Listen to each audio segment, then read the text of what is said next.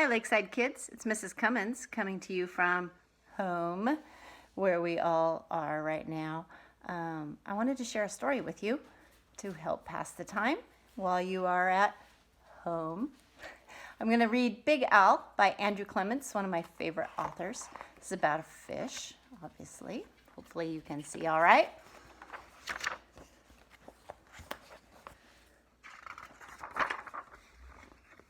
Big Al by Andrew Clements. In the wide blue sea there was a very friendly fish named Big Al. You could not find a nicer fish.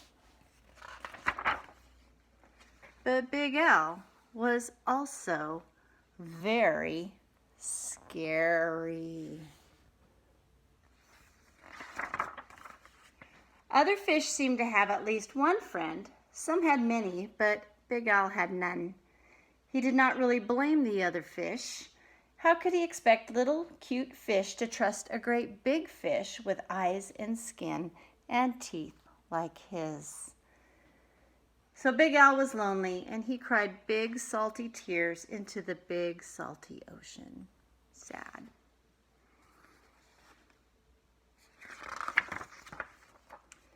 But Big Al really wanted friends, so he worked at it. First, he tried wrapping himself up with seaweed. That's kind of weird. He thought it was a great disguise, but no one else did. Who wants to stop and talk to a floating plant with giant teeth?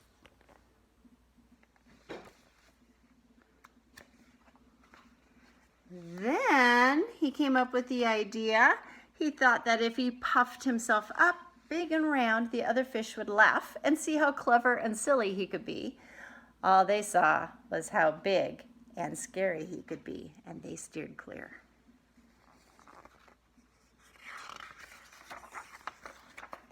Very early one morning, Big Al went down to the bottom of the sea and flopped and wiggled himself into the sand until he was almost all covered up. He looked much smaller now. When the other fish came near, Big Al talked and joked with them and had a delightful time. But then one scratchy little grain of sand got stuck in his gills, and he sneezed.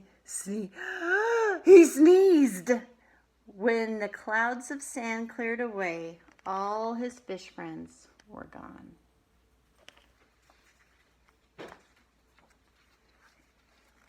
Big Al even tried changing his color. He wanted to look like he belonged to a school of tiny fish that were passing by. He bubbled along with them for a while, laughing and feeling like he was one of the crowd, just like them. But he was so big and clumsy that when all the tiny fish darted to the left and quickly back to the right, Big Al just plowed straight ahead.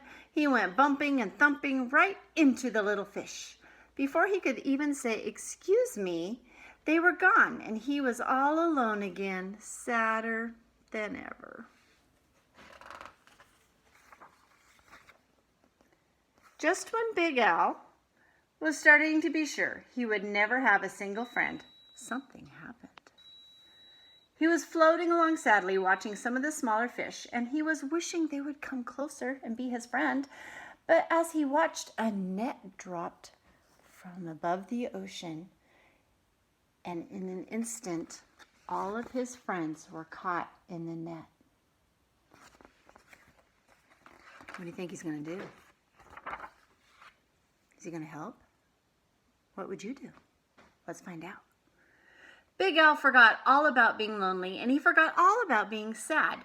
His eyes bulged out bigger and rounder than ever, and with a mighty flip of his tail, he opened his big mouth and charged straight at the net. The net was strong, but Big Al was stronger. He ripped right through it, and all the little fish rushed out through the hole. Yay!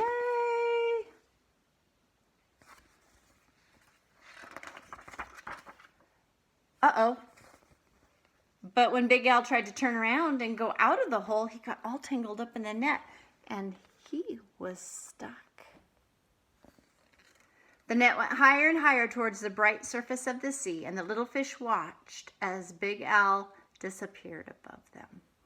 When the little fish were able to speak again after being so scared, all they talked about was the huge, wonderful fish that had saved their lives. How great to be free, but what a shame that the big fellow had been captured by the fishermen. Poor Big Al. Just then, there was a tremendous splash. Tremendous, that means really big, right? A tremendous crashing splash above them, and the small fish dashed away. Was it the net again? Not at all. It was Big Al. Those fishermen took one look at ugly Big Al and threw him right back in the ocean. And now, I love this picture. And now there is one huge, puffy, scary, fierce-looking fish in the sea who has more friends than anyone else. And his name is Big Al. Big Al's unique. He's one of a kind, but he saved the day. And now he has lots of friends. They don't care what he looks like anymore, do they? And they lived swimmingly ever after. Thanks for story time with Mrs. Cummins. I hope you have a good day. Stay safe. Wash your hands. Be good. Love you. Bye.